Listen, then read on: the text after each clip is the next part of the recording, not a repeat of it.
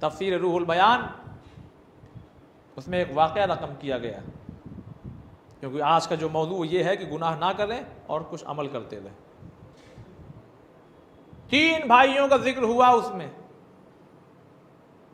دیکھیے گناہ کہاں تک لے کے جاتا ہے۔ بڑا بھائی 10 سال تک، بھئی آج کا دور تو ہے نہیں لاؤڈ اسپیکر، پرانا زمانہ تھا تو آپ نے دیکھا ہوگا کہ مسجد میں ایک بلند مقام بنایا جاتا تھا کہ اس پر جا کر کے مؤذن اذان کہے، لیکن یہ جو مسجد تھی اس میں مینار بنایا گیا تھا، تو یہ جو بڑا بھائی تھا وہ سب سے اوپر جا کر کے اذان کہتا تھا۔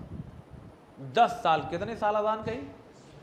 اور روایت یہ کہتی ہے کہ کوئی اگر اذان دینے کا ثواب جان جائے نا تو آپس میں لوگ ایک دوسرے کا قتل کر دیں اس ثواب کو حاصل کرنے کے لیے، اتنا زیادہ ثواب۔ اب سوچیے اس کو کتنا ثواب ملا ہوگا۔ 1-2 ٹائم نہیں، 1-2 دن نہیں، 1-2 مہینہ نہیں، 10 سال تک جا کر کے اذان کہی۔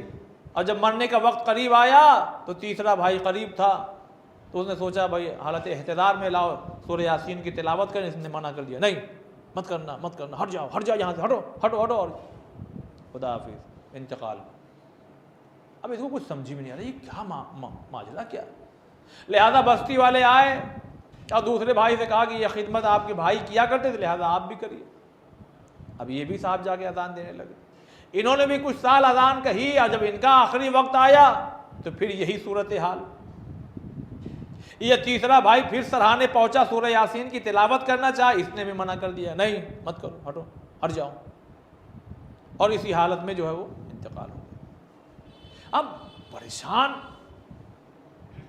خواب میں کیا دیکھتا ہے، ریفرنس دیا ہمیں تفسیر روح البیان۔ خواب میں کیا دیکھا کہ بڑا بھائی آیا ہے اور عذاب میں مبتلا ہے، عذاب میں مبتلا۔ چھوٹے بھائی نے کہا کہ آج ہم آپ کو جانے نہیں دیں گے، آپ ہم کو وجہ بتائیے۔ کہا کیا وجہ بتائیں؟ کہا آخر ایسا کیوں ہوا کہ جب آپ کی موت قریب تھی اور ہم سورہ یاسین کی تلاوت کرنا چاہتے تھے تو آپ نے منع کر دیا، کیا وجہ؟